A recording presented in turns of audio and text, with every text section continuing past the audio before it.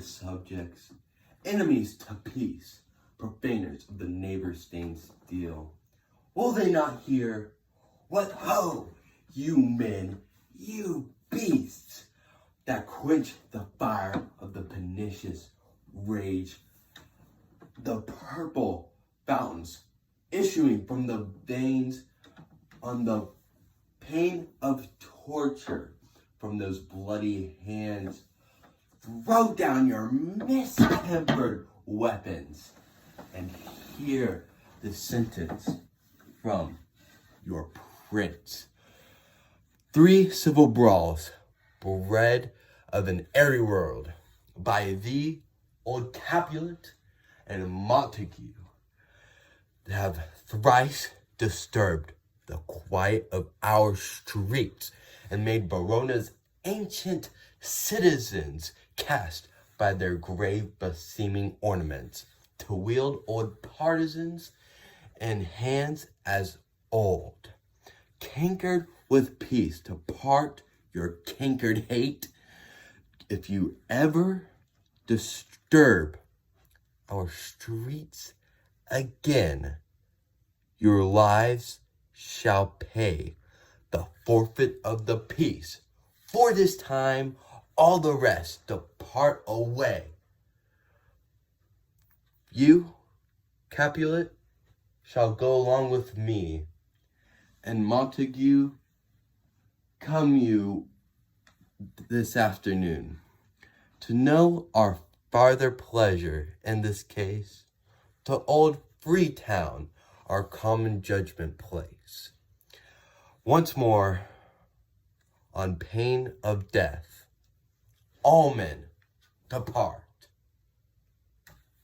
Okay, so that was the prince's speech, obviously. Okay, so, see here. Okay, so, I performed Prince Aeschylus's speech, which happens at the beginning of the play, Act 1, Scene 1. So there are basically 2 purposes of my speech. Okay, so the first is to set the stage. You know, I'm saying Montague and the Capulets, you know, they're fighting, right? Okay, and so the second is kind of to you know, create kind of a conflict, because later in the story how Romeo you know, kind of goes against what the prince says, and it kind of creates conflict there. Okay, so so the prince is the overall ruler of the town. You know, whatever he says goes, right? So, you know, he basically has the highest social status, you know, highest social standing of everyone. So yeah, so his role in the story is to kind of set up issues for later on in the play and to give information to the audience, right? So his age, he's probably in his late 20s, early 30s, and so he kind of has a serious personality. So this kind of shows, like, during the speech, he's not fooling around. He's not joking, right? So prior to the speech, all, you know, the Capulets and the Montagues, they're fighting, right? So he's angry due to this. So, but there's a reason why he doesn't, or not really a reason, but he doesn't really see them as important. But so during the speech, he, you know, he kind of demonstrates his anger, or expresses anger rather. So,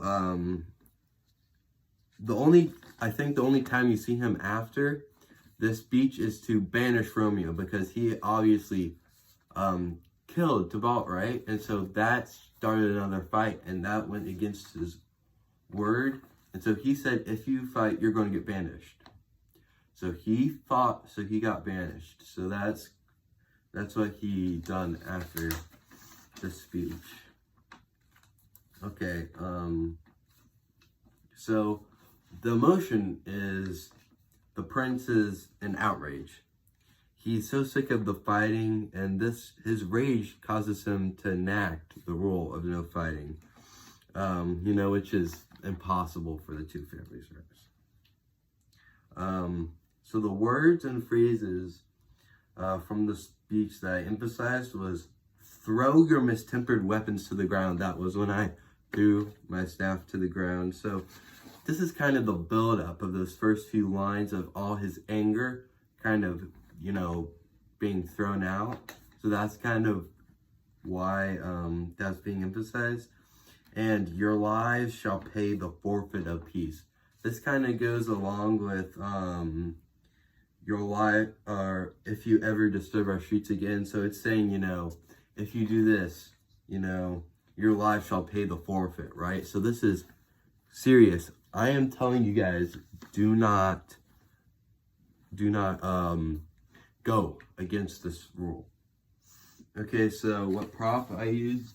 I used the staff, and I kind of use it to show power, kind of, not everyone has a staff, kind of more intelligent people, like wizards have staff, it's to show power, right? And it's also to point people, you men, you beast, right?